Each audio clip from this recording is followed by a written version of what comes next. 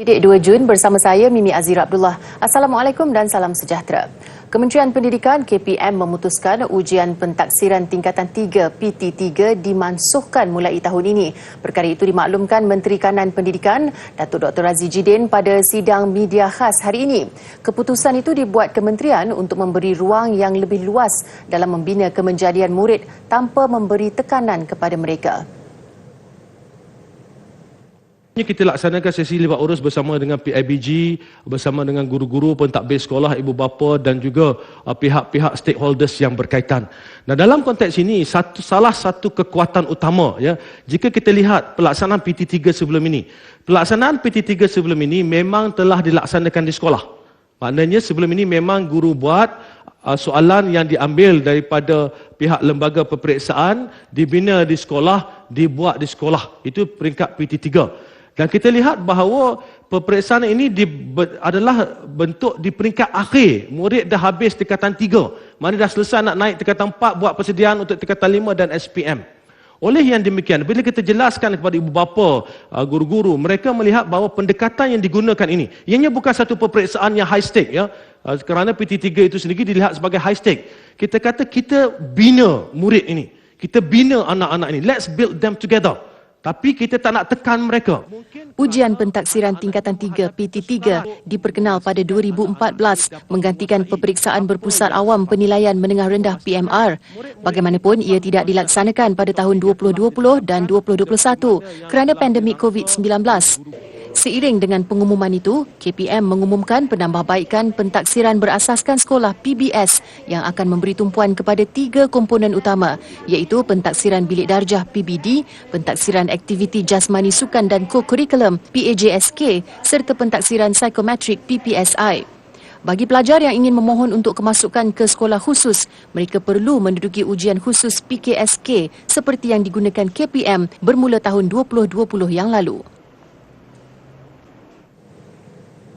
Sementara itu, KPM melaksanakan beberapa penambahbaikan pentaksiran secara formatif dan sumatif bagi mengukuhkan PBS. Bermula tahun ini, sekolah rendah dan menengah akan melaksanakan pentaksiran sumatif melalui ujian akhir sesi akademik dengan bank soalan yang disediakan oleh KPM. Datuk Dr. Razzie berkata pendekatan baru itu diambil sebagai langkah intervensi bagi memastikan murid menguasai pembelajaran pada tahap yang diselaraskan. Kita ada pentaksiran sumatif pada akhir tahun tersebut untuk melihat setakat mana murid menguasai pembelajaran mereka dalam tahun tersebut. Dan sekiranya mereka berada pada tahun 4, seperti mana kita sebut tadi, peperiksaan ujian akhir tahun ini akan ada di mana sekiranya murid tak mencapai tahap penguasaan, guru perlu tulis apakah intervensi yang boleh dibuat oleh ibu bapa dan apakah intervensi yang boleh dibuat oleh guru. Ujian itu membabitkan murid tahun 4, 5 dan 6 bagi sekolah rendah serta tingkatan 1, 2 dan 3 bagi sekolah menengah. Bagi murid sekolah rendah, kementerian akan menyediakan bank soalan bagi 5 mata pelajaran iaitu Bahasa Melayu, Bahasa Inggeris, Matematik, Sains dan Sejarah, manakala soalan mata pelajaran lain akan disediakan guru. Sementara bagi sekolah menengah, KPM akan menyediakan bank soalan untuk semua mata pelajaran. Dari aspek pentaksiran formatif, KPM akan memperkasakan program latihan untuk pentadbir dan guru bagi memantapkan pelaksanaan pentaksiran berterusan di sekolah. Kita buat di peringkat lebih awal, ya. Maknanya kita nak katakan di peringkat sekolah rendah, kita nak tekan tahun 6 ni murid-murid adalah murid yang mempunyai tahap penguasaan yang sepatutnya pada umur mereka 12 tahun di tahun 6. Yang mereka boleh bersedia untuk ke tahun berikutnya.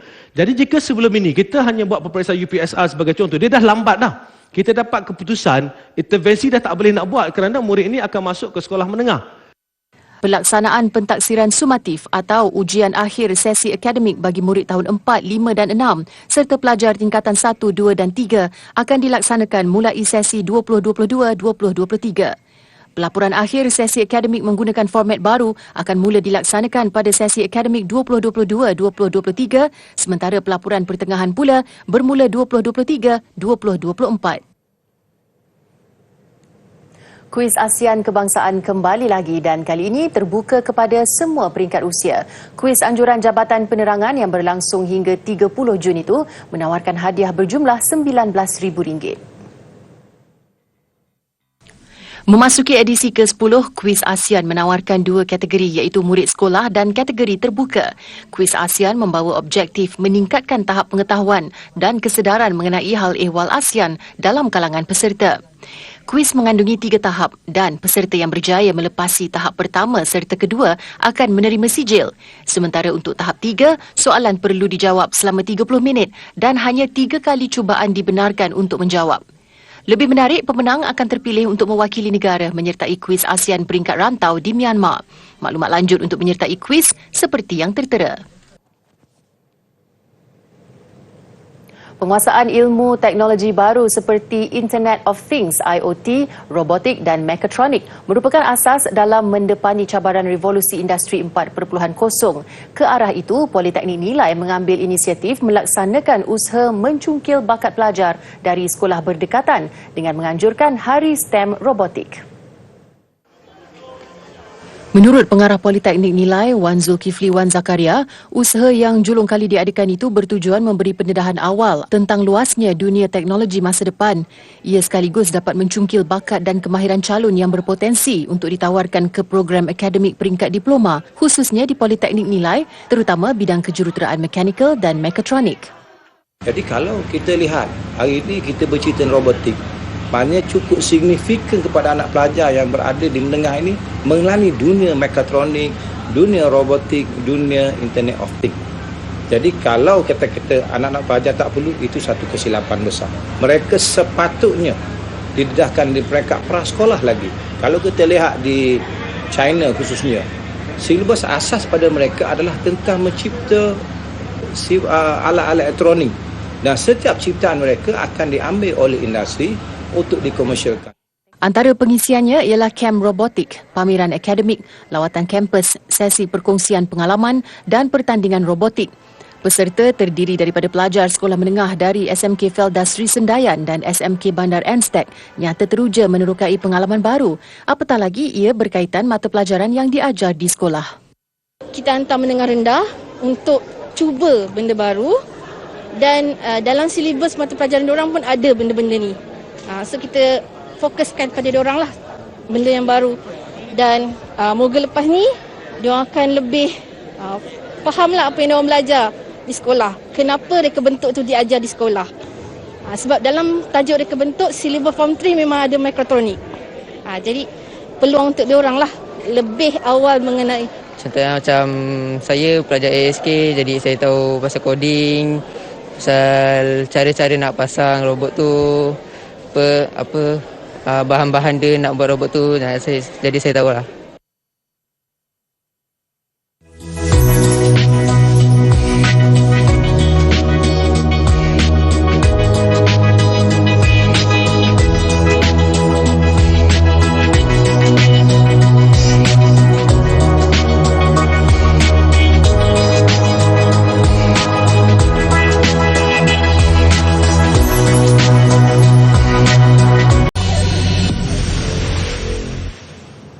Bertemu kembali. Kalau tidak dipecahkan ruyung, manakan dapat sagunya? Itu yang dibuktikan oleh penyelidik Universiti Tun Hussein On UTHM Batu Pahat Johor apabila merangkul 7 pingat emas dan 3 perak pada pameran Reka Cipta Inovasi dan Teknologi Antarabangsa ITEX 2022. Kejayaan itu memperbaiki pencapaian sebelum ini yang memenangi 4 pingat emas dan 6 perak. UTHM menghantar 10 produk inovasi ciptaan penyelidik dan pensyarah pada edisi ke-33 ITEX yang diadakan di Ibu Negara. Antaranya kajian mengenai rawatan air bawah tanah di kampung orang asli Kangar Semangat di Parit Sulong yang berjaya menambat hati juri sebagai pemenang pingat emas. Pensyarah Fakulti Teknologi Kejuruteraan UTHM, Dr. Mimi Suliza Muhammad berkata, inovasi ciptaannya itu bertujuan merawat air bawah tanah di kampung orang asli untuk kegunaan mereka. Produk inovasi saya yang bernama Hydromax Adsorbent yang diperbuat daripada sisik ikan tilapia dan juga dicampur dengan bahan lain lah seperti simen, kalsium karbonat dan air. Tujuan dia adalah untuk memberi rawatan air bersih lah di kampung tersebut. Dan produk ni juga berjayalah merawat air yang mana diekstrak daripada telaga tiub di kampung tersebut dan diletakkan di dalam tangki lah selepas sand filtration. Dan produk ini juga telah banyak membantu penduduk di sana dalam menyingkirkan bahan pencemar di dalam air. Turut meraih kejayaan inovasi produk makanan bagi menternak lava yang dihasilkan pensyarah Fakulti Sains Gunaan dan Teknologi UTHM. Okay, inovasi produk kami ini adalah berkaitan dengan di mana kami memberi makan kepada kami ternak black soldier fly lava ni dalam masa 2 minggu dia beri makan waste ataupun produk daripada industri palm oil, palm kernel di kanta. Dalam masa 2 minggu tu bila dia dah beri makan, kami proses dia menjadi pellet makanan ikan, di mana dia punya inovasi adalah menggunakan waste daripada industri agriculture tapi digunakan untuk membuat makan ikan. So dia macam cycle balik tau. Kita penggunaan waste tu kita dibuang begitu sajalah. Kejayaan ini membuktikan aktiviti penyelidikan di UTHM mampu bersaing dengan pusat pengajian tinggi lain di negara ini. Tujuan research di sini adalah more on application, more application di mana diguna pakai produk-produk dihasilkan boleh diguna pakai oleh komuniti dan juga industri. Okay, lebih kepada application. Kalau kita lihat juga produk yang dibawa ke ITEC tempoh hari kebanyakannya adalah application base. Kalau kita lihat yang tadi kita ada ada yang boleh halau lalat for example, yang tu dah memang boleh digunakan dengan guna bahan-bahan sedia ada seperti cengkeh, lada, so dia boleh proses dan kita boleh sembuh, lalat tidak hadir di tempat itu. That is tujuan kita supaya produk tu apply kepada komuniti dan kepada industri. ITEX 2022 anjuran Malaysian Invention and Design Society MINDS mempamerkan lebih 500 penyelidikan termasuk dari 20 negara lain antaranya Indonesia, Taiwan, Korea Selatan, Arab Saudi dan Iran. Yang di-Pertuan Agong Al-Sultan Abdullah Riayatuddin Al-Mustafa Billah Shah dan Raja Permaisuri Agong Tunku Hajah Azizah Aminah Maimunah Iskandariah berkenan berangkat ke majlis sambutan Aidilfitri Keluarga Persatuan Kebajikan Anak-Anak Pahang di Ibu Kota, Pekap. Majlis berlangsung di Ibu Negara. Baginda berdua meluangkan masa hampir 2 jam di majlis berkenaan untuk beramah mesra dengan anak-anak Pahang yang hadir. Seri Paduka turut menyampaikan sumbangan wang hasil kerjasama julung kali Majlis Agama Islam Wilayah Persekutuan dan Pekap kepada 28 asnaf anak-anak Pahang Wilayah Persekutuan. Menerusi kerjasama itu, RM260,100 disumbangkan. Turut hadir Timbalan Menteri Perumahan dan Kerajaan Tempatan, Datuk Seri Dr. Ismail Abdul Muttalib serta penyanyi Datuk Seri Siti Nurhaliza.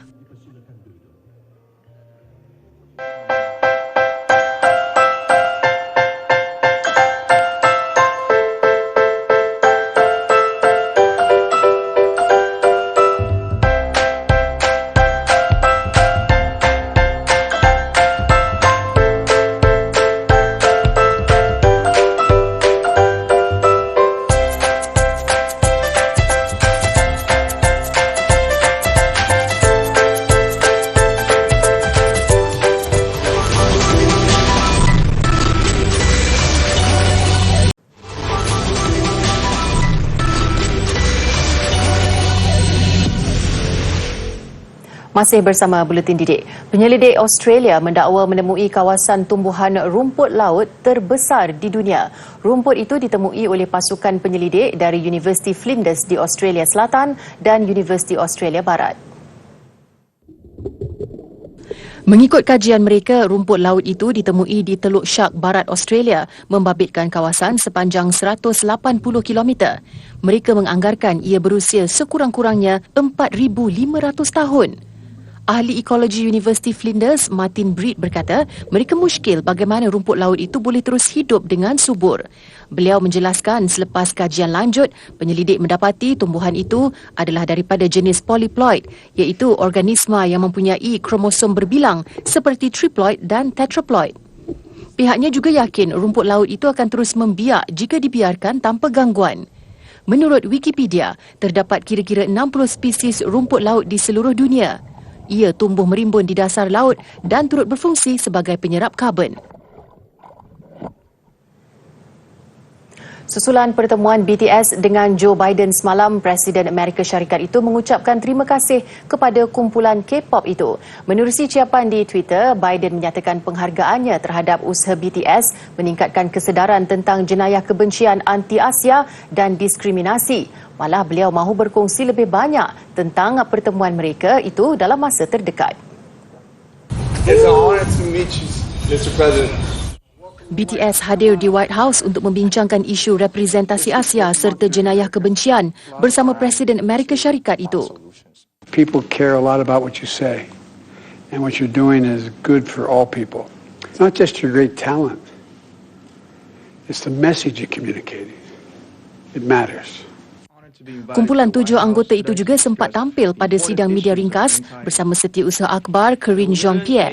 Dalam kenyataan bersama, BTS mengakui sedih dan terkesan dengan peningkatan jenayah kebencian di Amerika Syarikat. Justru mereka merayu semua pihak mengamalkan toleransi dan terbuka menerima kelainan setiap individu. Difahamkan video ini meraih lebih 300,000 tontonan di saluran YouTube White House, lebih 10 kali ganda berbanding hari biasa. Biden, 79 tahun, sering mengajak selebriti muda berganding bahu bersamanya untuk menyampaikan mesej-mesej positif, termasuklah penyanyi pop Olivia Rodrigo dan Jonas Brothers. Selepas 6 minggu perbicaraan kes saman fitnah pelakon Johnny Depp terhadap bekas isterinya Amber Heard di Virginia, Amerika Syarikat, juri memutuskan pelakon Pirates of the Caribbean itu dibayar ganti rugi $15 juta atau 65.7 juta ringgit. Juri juga membuat keputusan Heard dibayar ganti rugi pampasan $2 juta. Perbicaraan penuh kontroversi membabitkan pelbagai saksi dan bintang terkenal Hollywood selama lebih sebulan itu trending di laman sosial termasuk TikTok. Terdahulu, Depp digugurkan dari projek filem dan jenama mewah antarabangsa yang diwakilinya gara-gara dakwaan penderaan. Dan dalam satu kenyataan, beliau berharap usaha yang dilakukan bagi memulihkan maruahnya ini membantu insan lain yang mungkin berdepan situasi sama. Depp turut dikenali menerusi lakonannya dalam filem fantasi kanak-kanak seperti Charlie and the Chocolate Factory dan Alice in Wonderland.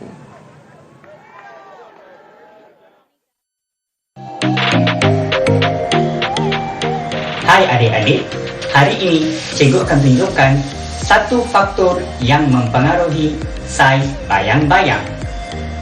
Semakin berkurang jarak objek dari sumber cahaya, semakin bertambah saiz bayang-bayang. Selamat mencuba!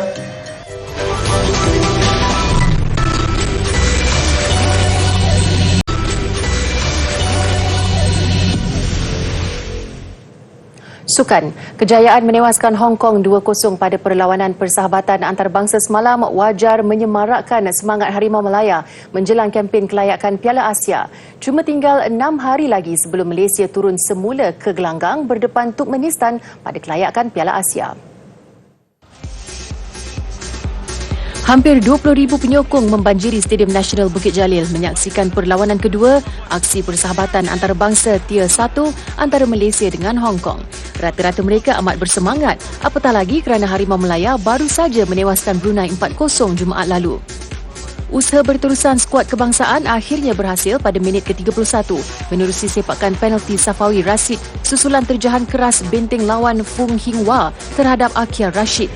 Malaysia hampir menambah jaringan pada lewat babak pertama, namun Hong Kong yang dibimbing jurulatih Norway John Anderson lega apabila tandukan Darren Lock sedikit tersasar.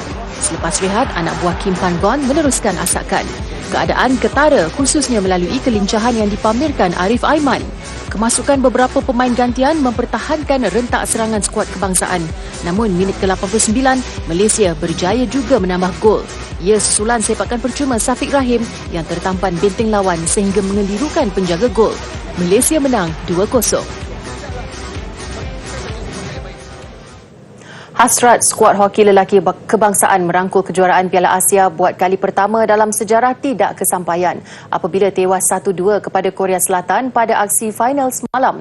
Menghalusi penampilan sepanjang kejohanan, pujian wajar diberikan kepada pasukan negara yang layak ke Piala Dunia di India tahun depan. Pada aksi yang berlangsung di Stadium Hoki Gelora Bung Karno, Jakarta, Malaysia ketinggalan pada minit ke-17 menerusi gol padang Jung Manje. Anak buah Arul Selvaraj menyamakan kedudukan melalui Syed Safiq Syed Cholan minit ke-25. Bagaimanapun minit ke-52, pemain tengah Korea Selatan Hwang Tae meledak gol kedua yang juga gol kemenangan pasukannya. We can learn from this that we need to learn how to win championships. Winning matches is good, but we need to win championships because championship, the last game matters. When there's more pressure, that matters. But so far this tournament, I think the players have done very well dari segi preparing untuk setiap perlawanan. Mereka prepare all the team meeting, video session, nota-nota penting, opponents, weakness, strength. So itu yang kita dah educate players untuk memperkasa players untuk mereka become leaders and take responsibilities and prepare untuk how to play. Kekalahan 1-2 itu menyaksikan skuad negara mengulangi pencapaian bergelar naib juara pada edisi 2017 di Dhaka, Bangladesh. Manakala bagi Korea Selatan, ini kejuaraan Piala Asia kali kelima selepas kali terakhir memenanginya pada 2013 di Ipoh, Perak.